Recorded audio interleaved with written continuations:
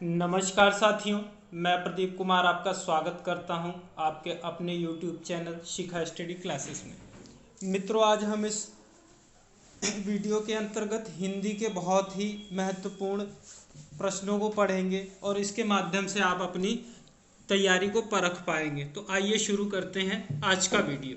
तो जैसा कि आप देख पा रहे हैं, सबसे पहला प्रश्न है कि संविधान के किस अनुच्छेद में देवनागरी लिपि में लिखित हिंदी को संघ की राजभाषा घोषित किया गया है।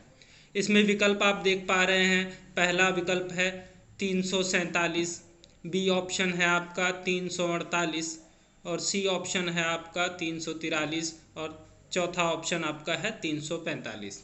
तो दोस्तों, इसमें से आपका जो उत्तर होगा विकल्प आपका, वह विकल्प आपका इसमें होगा 343। अतः अनुच्छेद 343 के अंतर्गत हमारी हिंदी भाषा को राजभाषा के रूप में स्वीकार किया गया है। इसके पश्चात आते हैं अगले प्रश्न पर। अगला प्रश्न है आपका कि भारतेंदु के अनुसार हिंदी नई चाल में कब ढली? 1880 में, 1857 में, 1873 में या 1860 में? तो मित्रों, इसका उत्तर जो होगा आपका सन 1873 ईस्वी को भारतेंदु के अनुसार हिंदी नई चाल में ढली थी।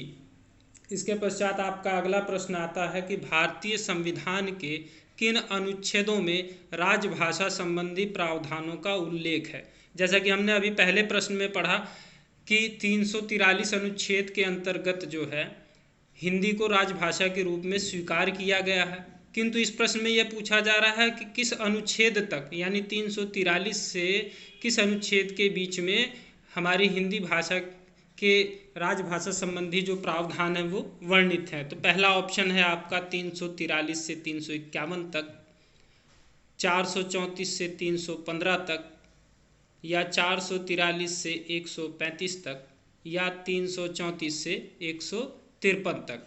तो दोस्तों, इसमें आपका जो ऑप्शन सही होगा वो ए ऑप्शन सही होगा कि अनुच्छेद संख्या 343 से 351 तक राजभाषा संबंधी प्रावधान रखे गए हैं। इसके पश्चात आपका अगला प्रश्न आता है, निम्नलिखित में से कौन सी सघोष तथा अल्प प्राण ध्वनि है? अब अल्प प्राण, घोष, अघोष, अगर यह आपने बहुत बढ़िया से पढ़ा है तो इसका उत्तर बहुत ही आसानी से आप दे सकते हैं। इसमें आपका पहला ऑप्शन है का, टा या जा या ढा। अब दोस्तों, इसमें आपका जो उत्तर होगा वह होगा इसमें जा वाला, क्योंकि जा जो है यह अपने वर्ण क्रम के अनुसार पर तीसरे स्थान पर आता है। और हम अगर अल्प प्राण की दृष्टि से देखें तो पहला, तीसरा और पांचवा वर्ण अल्प प्राण होता है, तथा घोष और अघोष की दृष्टि से देखें तो तीसरा, चौथा, पांचवा वर्ण सघोष होता। इस आधार पर जा वर्ण आपका सही उत्तर होगा। इसके पश्चात हम आते हैं अगले प्रश्न पर कि निम्नलिखित में से कौन सा पश्च स्वर है? अब यहाँ पश्च स्वर की हम बात कर रहे हैं। इसमें ऑप्शन आप देख पा रहे हैं। ए ऑप्शन में है आ, ई या अ। इसमें मित्रों आपका जो ऑप्शन होगा वो ए ऑप्शन सही होगा। और आ, ओ, औ तथा उ और उ, यह सभी वर्ण क्या हैं? यह आपके पश्च स्वर होते हैं। और अ जो है मध्य स्वर होता है और ई तथा ए आपके अग्र स्वर कहे जाते हैं। इसके पश्चात हम आते हैं अगले प्रश्न पर। हिंदी भाषा के विकास का सही अनुक्रम कौन सा है? पहला ऑप्शन है पाली, प्राकृत, अपभ्रंश, हिंदी या प्राकृत, अपभ्रंश, हिंदी, पाली। सी ऑप्शन अपभ्रंश, पाली, प्राकृत, हिंदी या डी ऑप्शन हिंदी, पाली, अपभ्रंश और प्राकृत। जैसा कि मित्रों को आपको पता होगा कि सबसे प्राचीन भाषा या वैदिक कालीन भाषा हमारी संस्कृत थी, और संस्कृत के पश्चात पाली आया और पाल के पश्चात प्राकृत और प्राकृत के बाद अपभ्रंश और फिर उसके पश्चात आपका हिंदी आता है। इस आधार पर हमारा ए वाला ऑप्शन सही होगा। इसके पश्चात हम आते हैं अगले प्रश्न पर कि नागरी लिपि का विकास किस लिपि से हुआ है? खरोष्टी लिपि से, ब्राह्मी लिपि से, नाग लिपि से या हिब्रू लिपि से? तो दोस्तों इसका उत्तर जो है आपका बी वाला सही होगा। ब्राह्मी लिपि से नागरी लिपि का विकास हुआ है, क्योंकि ब्राह्मी लिपि जो है भारत की जितनी भी भाषाएं हैं, ज़्यादातर भाषाओं का जन्म ब्राह्मी लिपि से ही हुआ है। इसके पश्चात अगला प्रश्न आ जाता है आपके समक्ष, निम्नलिखित बोलियों में से कौन सी बोली उत्तर प्रदेश में नहीं बोली जाती है? A option Awadhi, B option Khari Boli, C Maithili, D Brajbhasha. तो दोस्तों जैसा कि आपने बोली और उपबोली या भाषा वाला चैप्टर पढ़ा होगा, तो इसमें अवधी, खड़ी बोली और ब्रज यह उत्तर प्रदेश में बोली जाती है, किंतु मैथिली जो है वह बिहार में बोली जाती है। मैथिली, मगही और भोजपुरी यह बिहारी हिंदी के अंतर्गत आने वाली बोलियां हैं। इसके पश्चात हम आते हैं अगले प्रश्न पर कि पुरानी हिंदी का नामकरण किसने किया? हजारी प्रसाद द्विवेदी ने, रामचंद्र शुक्ल ने, इंशाअल्लाह खां ने या चंद्रधर शर्मा गुलेरी ने। तो हिंदी को पुरानी हिंदी का जो नाम दिया गया वह चंद्रधर शर्मा गुलेरी जी के द्वारा दिया गया। इसके पश्चात अगला प्रश्न है, हिंदी को राजभाषा के रूप में मान्यता कब मिली? 26 जनवरी को, 14 सितंबर 1949 को, 15 अगस्त 1947 को या 14 सितंबर 1955 को। तो दोस्तों हिंदी को राजभाषा के रूप में हमारे संविधान में जो दर्जा था वह 14 सितंबर 1949 को प्राप्त हुआ तथा इसे अनुच्छेद संख्या 343 से 351 तक में वर्णित किया गया है।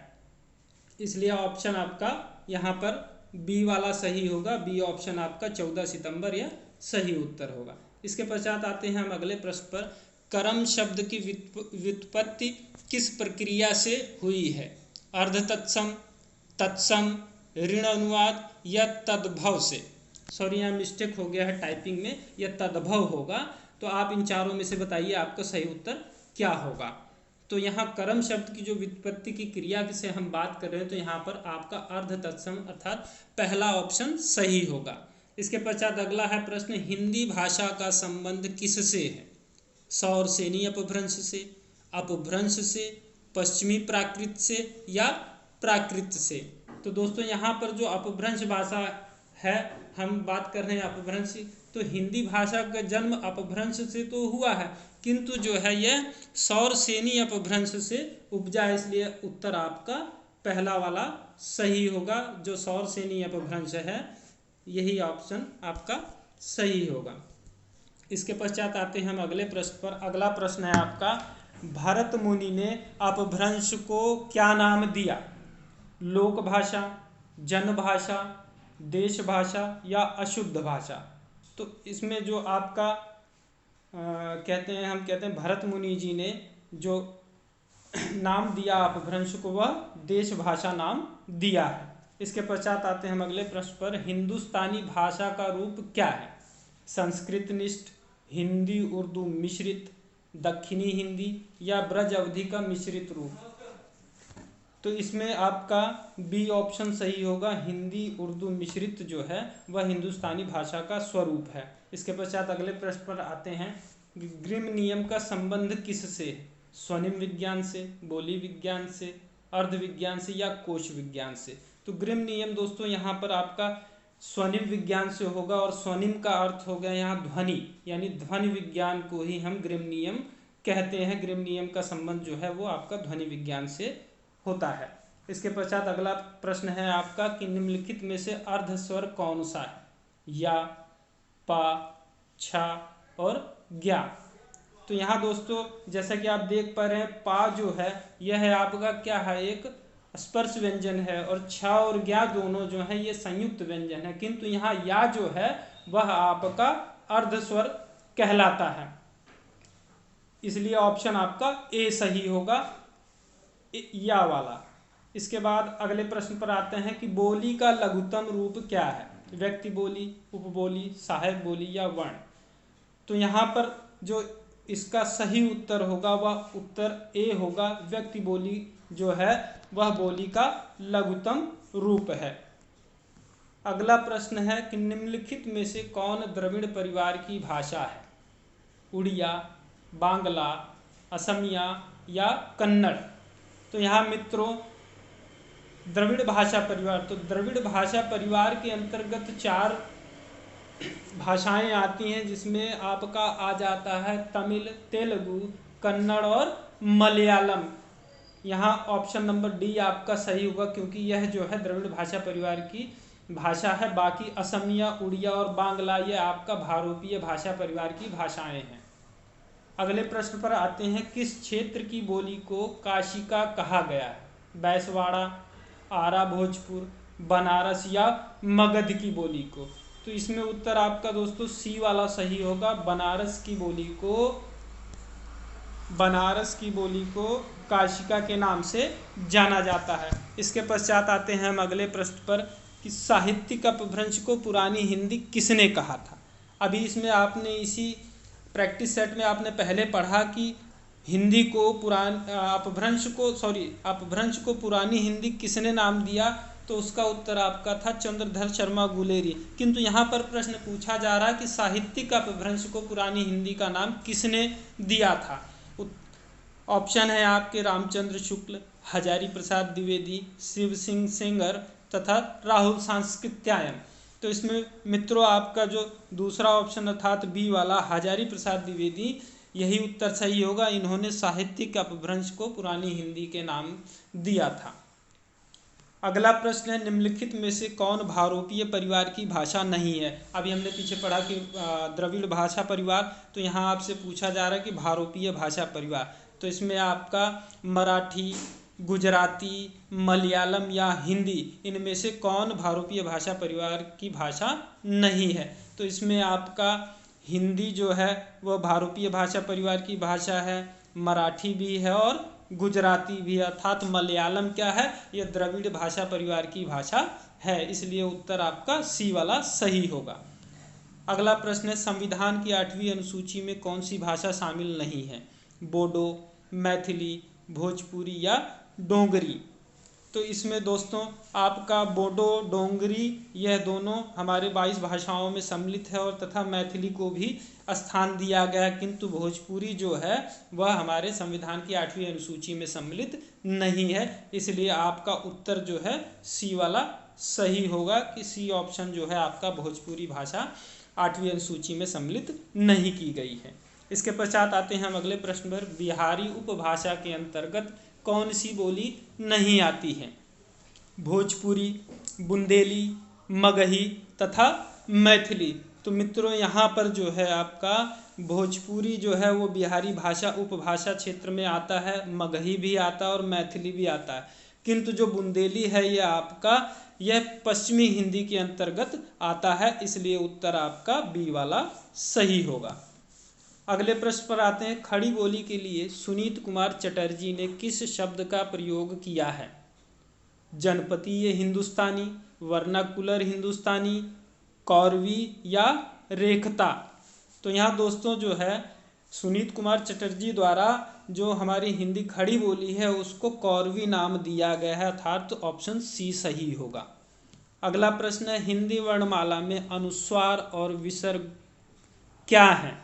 स्वर हैं, व्यंजन हैं, अयोगवाह वर्ण है या संयुक्ताक्षर हैं? तो दोस्तों ये अंग और आह जिसको हम अनुस्वार और विसर्ग कहते हैं ये क्या है? अयोगवाह वर्ण है। अगला प्रश्न है, अपभ्रंश की उत्तरकालीन अवस्था का क्या नाम है? अर्थात अपभ्रंश के बाद वाली अवस्था का? पाली, प्राकृत, संस्कृत या अवहट्ट?